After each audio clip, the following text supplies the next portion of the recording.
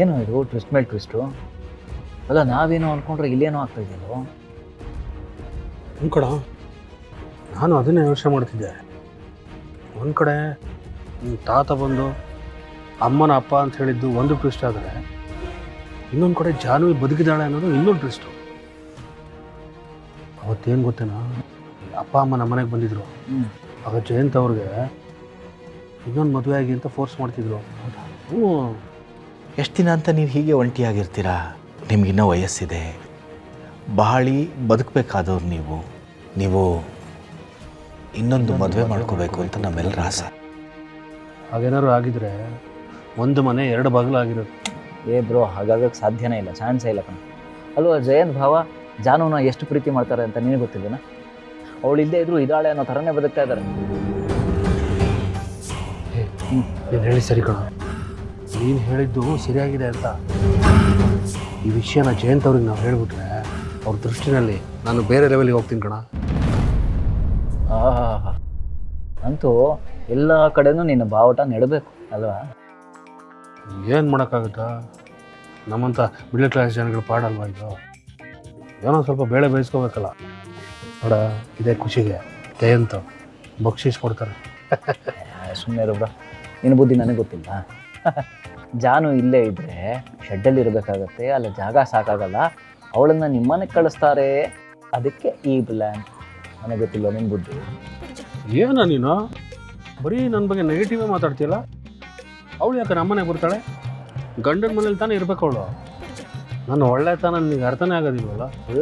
ಹೌದಪ್ಪ ಹೌದು, ನೀನು ಬಂಗಾರದ ಮನುಷ್ಯ ನೋಡು. ನಿನಗೆ ಬೆಸ್ಟ್ ಬ್ರದರ್ ಅವಾರ್ಡ್ ಕೊಡಿಸ್ತೀನಿ ಬಿಡು. ಅಲ್ವಾ, ಭಾವನಕ್ಕನ ಜೀವನ ಹಾಳು ಮಾಡೋದಕ್ಕೆ ನಮ್ಮ ಮಾವನ ಜೊತೆ ಸೇರಿಕೊಂಡು ಅವ್ರ ಹತ್ರ ದುಡ್ಡು ತೊಗೊಂಡಿರೋನು ಎಷ್ಟು ಒಳ್ಳೆಯವನು ಅಂತ ಪ್ರಪಂಚಕ್ಕೆ ಗೊತ್ತಿಲ್ವಾ? ಏನು ನಾನು ಒಬ್ಬನೇ ತೊಗೊಂಡಿದ್ದೀನ? ನಿನಗೂ ಪಾಲು ಕೊಟ್ಟಿದ್ದೀನಿ ತಾನೆ? 20 ಲಕ್ಷದಲ್ಲಿ ಪುಟ್ಕೋಸಿ 3 ಲಕ್ಷ ಕೊಟ್ಬಿಟ್ರೆ ಪಾಲಾಗ್ಬಿಡುತ್ತೆ ಅದು. ಈಗ ಅದೆಲ್ಲ ಬೇಕೇನ?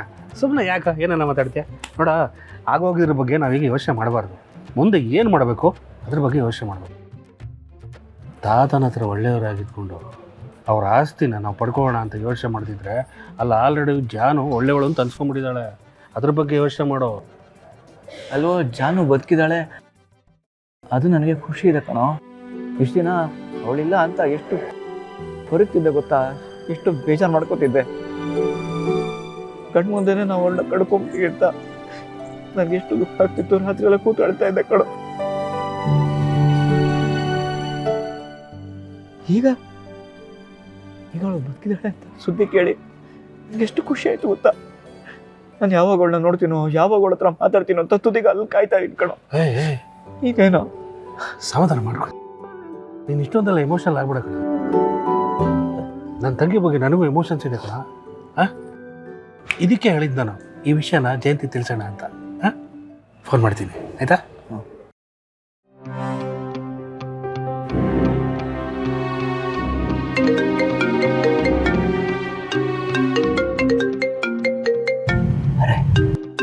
ಇವನು ಯಾಕೆ ನನಗೆ ಫೋನ್ ಮಾಡ್ತಾ ಇದ್ದಾನೆ? ನನ್ನ ಚಿಗುಮುರಿ ಆಗಲೇ ಅಲ್ಲಿ ತಲುಪಿಬಿಟ್ರ? ನನ್ನ ವಿಷಯ ಎಲ್ಲರಿಗೂ ಹೇಳ್ಬಿಟ್ಟಿರ್ತಾರೆ ಅನ್ಸುತ್ತೆ. ಅದಕ್ಕೆ ಫೋನ್ ಮಾಡ್ತಿರ್ಬೇಕು. ಇಲ್ಲ ಈ ಫೋನ್ ತಗೊಳ್ಳೋದು ಬೇಡ.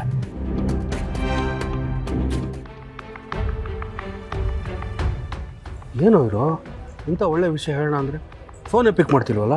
ಹ್ಞೂ ಬ್ರೋ, ನಿನ್ನ ಫೋನ್ ಬಂದಿದೆ ಅಂದರೆ ಫಸ್ಟ್ ಟೈಮ್ ಯಾರೂ ಪಿಕ್ಕೇ ಮಾಡೋದು. ಏನೋ ಕಿಂಡಲ್ ಮಾಡ್ತೀನ ನನಗೆ? ಏನೋ ಒಂದು ಒಳ್ಳೆ ವಿಷಯ ಹೇಳೋಣ ಅಂತ ಫೋನ್ ಮಾಡಿದರೆ ನಾನೇನು ದುಡ್ಡು ಕೇಳಕ್ಕೆ ಫೋನ್ ಮಾಡ್ತಿದ್ನ? ಅದು ನನಗೆ ಗೊತ್ತು, ನಿನಗೆ ಗೊತ್ತು, ಅವ್ರಿಗೇನು ಗೊತ್ತಿರುತ್ತೆ.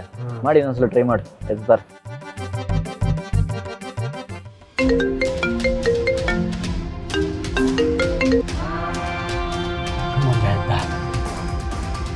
ಏನಾಯ್ತು ಫೇಸ್ ಮಾಡಲೇಬೇಕು.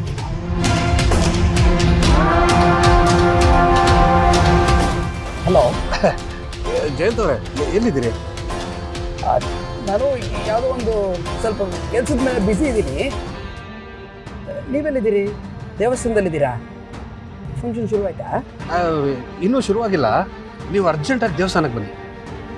ಯಾಕೆ, ಏನು ವಿಶೇಷ ಸಂತೋಷ್ ಅವರೇ? ನಿಮ್ಮ ಹತ್ರ ಒಂದು ಮುಖ್ಯವಾದ ವಿಷಯ ಮಾತಾಡಬೇಕಾಗಿತ್ತು.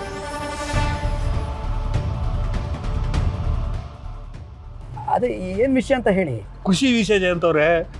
ಈ ವಿಷಯ ಹೇಳಿದ್ರೆ ನಿಮಗೆ ಮಾತೇ ಬರಲ್ಲ. ನಮ್ಮ ಜಾನು ಬದುಕಿದಾಳಂತೆ.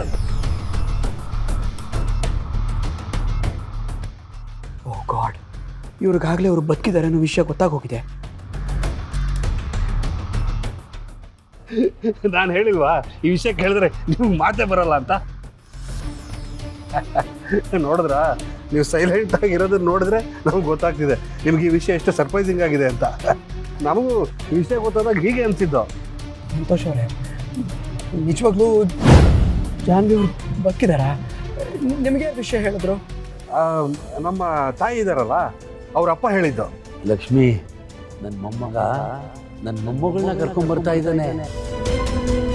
ಇಷ್ಟು ದಿವಸ ಅವಳು ಇಲ್ವಲ್ಲ ಅಂತ ತುಂಬ ಬೇಜಾರಾಗಿತ್ತು. ಈಗ ಅವಳು ಬದುಕಿದಾಳೆ ಅಂತ ಗೊತ್ತಾಗಿ ಭಾಳ ಭಾಳ ಖುಷಿ ಆಗ್ತಿದೆ. ಸಂತೋಷ್ ಅವರೇ, ನೀವು ಜಾನ್ವಿ ಅವ್ರನ್ನ ನೋಡಿದ್ರಾ? ಅವ್ರ ಜೊತೆ ಮಾತಾಡಿದ್ರಾ? ಇಲ್ಲ, ಅವಳನ್ನ ಏನೇನು ಸ್ವಲ್ಪ ಹೊತ್ತಲ್ಲಿ ಕರ್ಕೊಂಬರ್ತಾರಂತೆ. ಅದಕ್ಕೆ ನಾವೆಲ್ಲ ಕಾಯ್ತಾ ಇದ್ದೀವಿ. ನೀವು ಬೇಗ ಬಂದ್ಬಿಡಿ. ಸರಿ ಸಂತೋಷ್ ಅವರೇ, ನಾನು ಬರ್ತೀನಿ. ಓಕೆ ಓಕೆ, ಬನ್ನಿ ಬನ್ನಿ.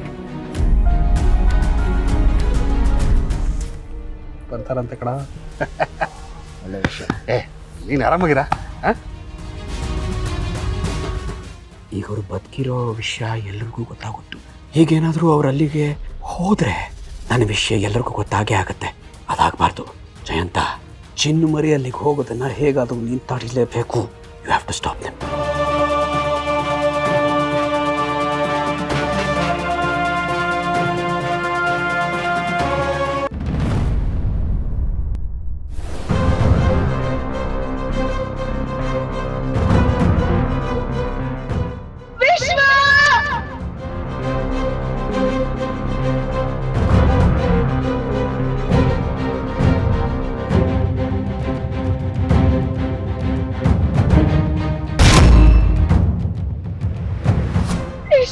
ವಿಶ್ವ ಕಂಡ್ಬಿಡ. ವಿಶ್ವ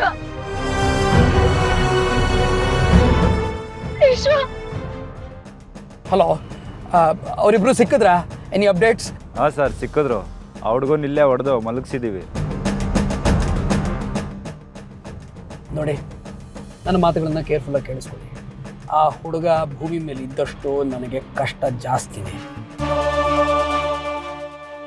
ಅವನು ಮತ್ತೆ ಇಲ್ಲಿದ್ದಾನೆ ಅನ್ನೋ ಕುರುಹು ಸಿಗದೆ ಇರೋ ಹಾಗೆ ಅವನ ಜೀವನಕ್ಕೆ ಒಂದು ಅಂತ್ಯ ಹಾಡ್ಬಿಡಿ. ಆದರೆ ಅವನ ಜೊತೆ ಇದ್ರಲ್ಲ ಆ ಹುಡುಗಿ, ಅವ್ರಿಗೆ ಯಾವ ತೊಂದರೆನೂ ಆಗಬಾರ್ದು. ಆದರೆ ಅವರು ದೇವಸ್ಥಾನ ತಲುಪಬಾರ್ದು. ಸೇಫಾಗಿ ನಾನು ಹೇಳಿದ ಇಂಡಸ್ಟ್ರಿಯಲ್ ಏರಿಯಾಗೆ ಅವರೊಬ್ಬರನ್ನ ಕರ್ಕೊಂಡು ಬನ್ನಿ. ಅರ್ಥ ಆಯ್ತಾ? ಓಕೆ ಸರ್, ನೀವೇನು ಟೆನ್ಷನ್ ತೊಗೊಬೇಡಿ. Okay, over and out. ಸರಿ ಸರ್.